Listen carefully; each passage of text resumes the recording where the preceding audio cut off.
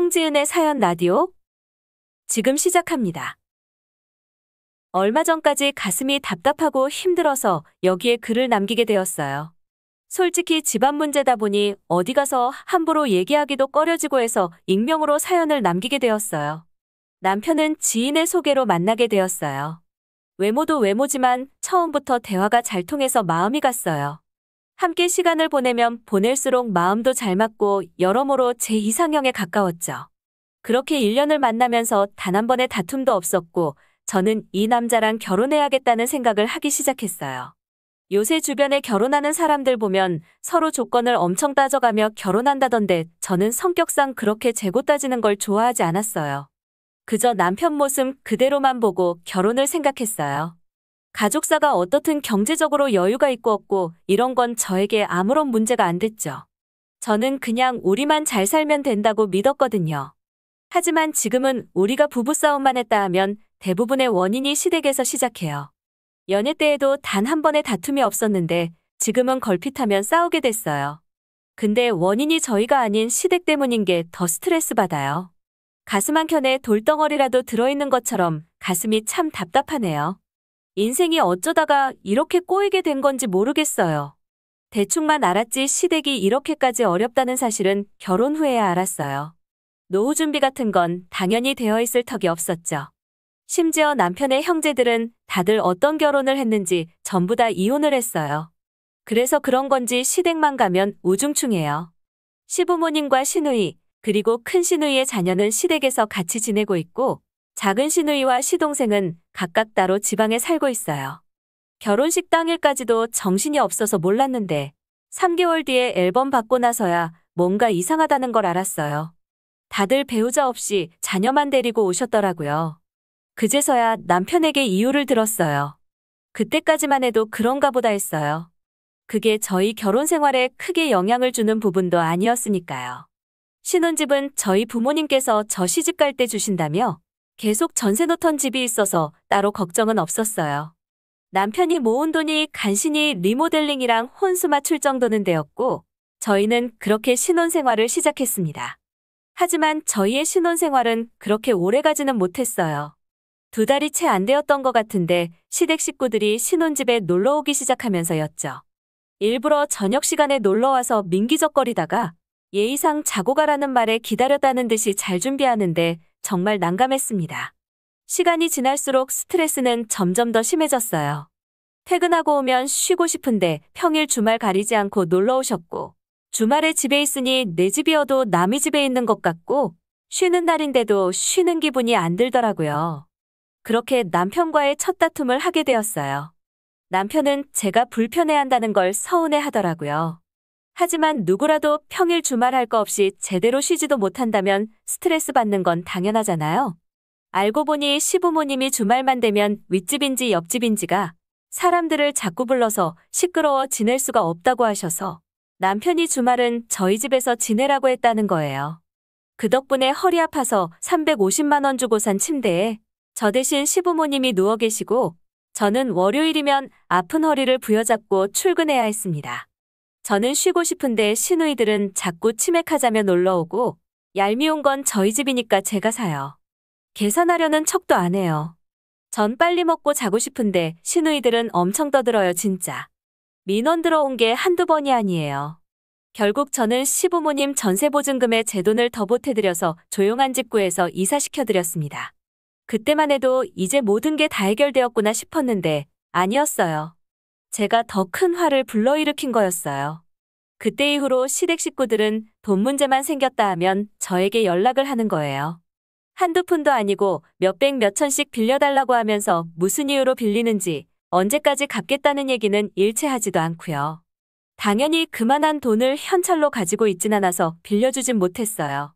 작은 시누이는 아무렇지 않게 보증서 달라는 말도 하더라고요. 이런 터무니없는 시댁의 부탁이 계속 반복되다 보니 저희도 자연스럽게 다투는 날이 늘어나게 되었죠. 반복되는 다툼에 지쳐 하루는 마음먹고 시아버지한테 말씀드렸어요. 시아버지는 면목 없다며 미안해하셨어요. 그제서야 남편 형제들도 잠잠해졌죠. 한동안은 편안하게 지내는 듯 했는데 다음 해에 시아버지께서 뇌출혈로 돌아가셨습니다. 짧은 시간이었지만 며느리라고 좋은 말 많이 해주시고 아껴주셨는데 참 슬펐어요. 근데 시아버지께서 돌아가신 후 시댁 식구들은 노골적으로 저에게 기대려고 하는 게 느껴지기 시작했어요. 큰 신우에게는 고등학생 남매가 있는데 큰애는 과제 때문에 노트북 좀 빌려달라고 해서 빌려줬더니 가지고 올 생각을 안 하더군요. 결국엔 제가 집까지 찾아가서 들고 나올 수밖에 없었어요. 둘째는 학교에서 친구들하고 몸싸움을 해서 학폭위원회가 열렸다고 하는데 그걸 남편이랑 제가 갔어요. 큰 시누이가 자기는 말주변이 없어서 나서서 말하는 게 어렵다며 저희 부부에게 부탁을 했죠. 아무리 그래도 자식이를 미루는 게 말이 되나 싶었지만 제 앞에서 눈물까지 짜내는데 어쩔 수 없었죠. 사춘기라고 보기에는 둘째는 인성이 문제가 있어 보였어요. 공감 능력도 떨어져 보였고 얘기해보니 담임 선생님도 저랑 동일한 생각을 하고 계셨어요. 아이를 위해서라도 정신감정을 꼭 받아보라고 추천하시더라고요. 피해 학생 부모에게 연신 사과를 하고 합의는 어떻게 하시길 원하는지 여쭙고 가능한 다 들어드리는 쪽으로 합의를 했습니다. 정확한 금액은 얘기 안 하시고 그냥 정신적 충격이 크다는 얘기만 계속 반복적으로 하는 게 돈 많이 달라는 소리로밖에는 들리지 않더라고요. 집에 돌아와 가만히 생각해보니 이걸 왜 내가 해야 하나 싶었어요. 피해 학생 부모도 저희가 삼촌과 외숙모라는 사실에 굉장히 의아해하셨죠. 큰 시누이는 어디서 뭘 하고 있길래 제가 이런 부분까지 신경 써줘야 하는 건가 싶었어요.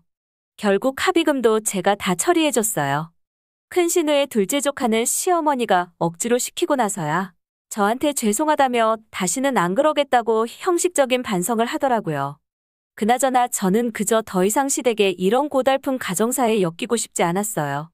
안 그래도 회사의 업무도 바쁘고 프로모션도 앞두고 있어서 신경 쓸 일들이 한두 가지가 아닌데 바쁜 시간 쪽에서 저런 뒤치다꺼리까지 해줘야 한다는 게 너무 스트레스였어요. 그 와중에 첫째 조카는 노트북 왜 가져갔냐며 아직 다 못 썼다고 다시 빌려갔는데 말투만 들어보면 맡겨놓은 거 내놓으란 식이에요. 너무 짜증나서 남편에게 화도 냈어요.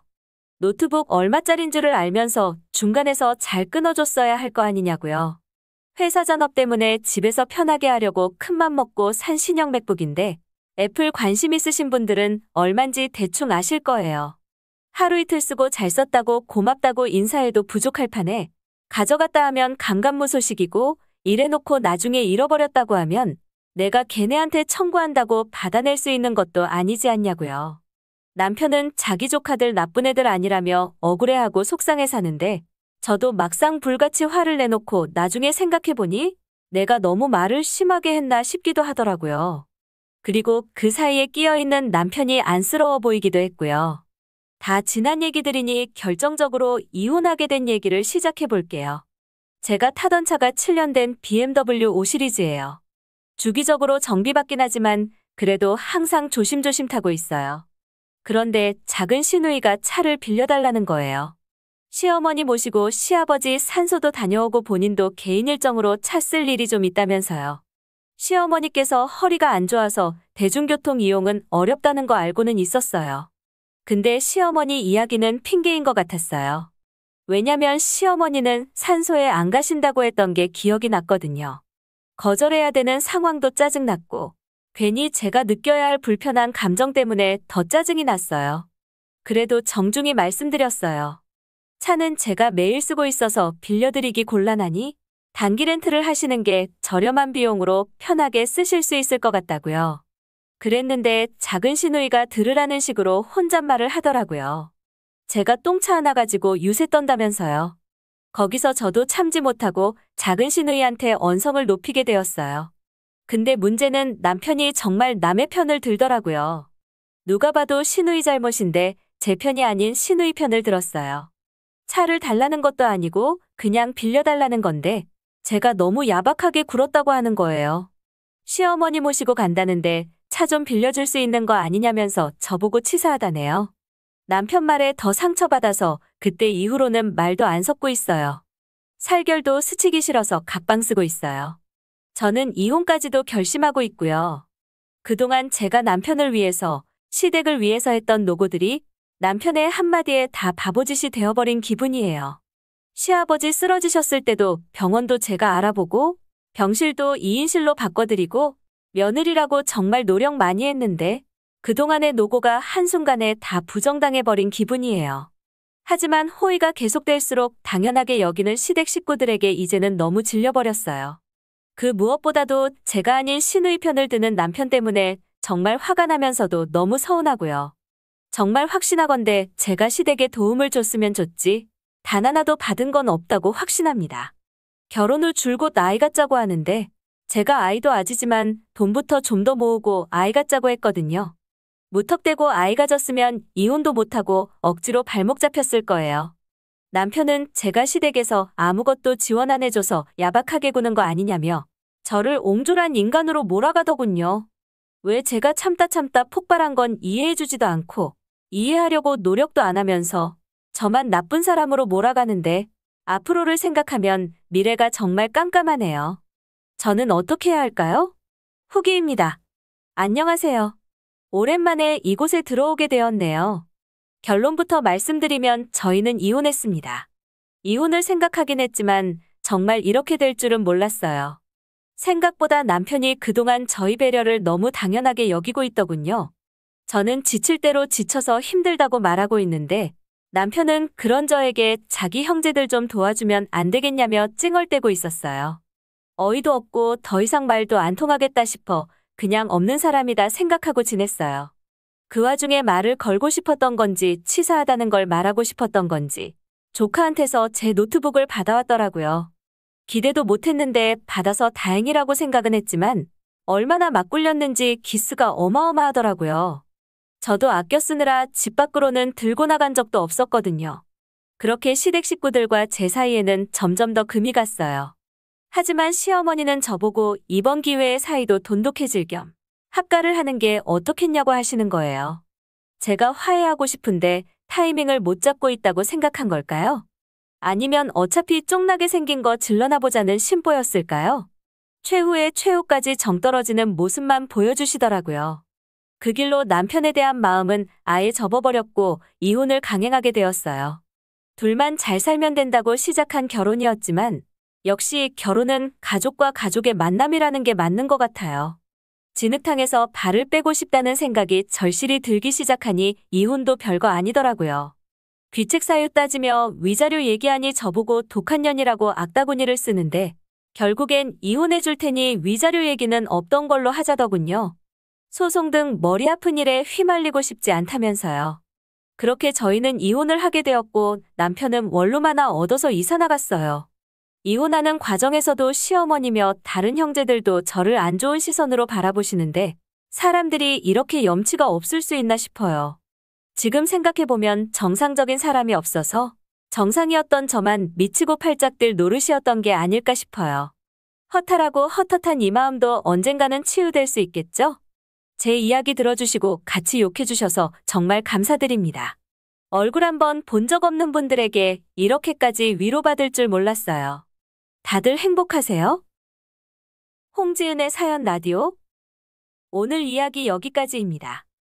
재미있게 들으셨다면 구독과 좋아요 부탁드립니다.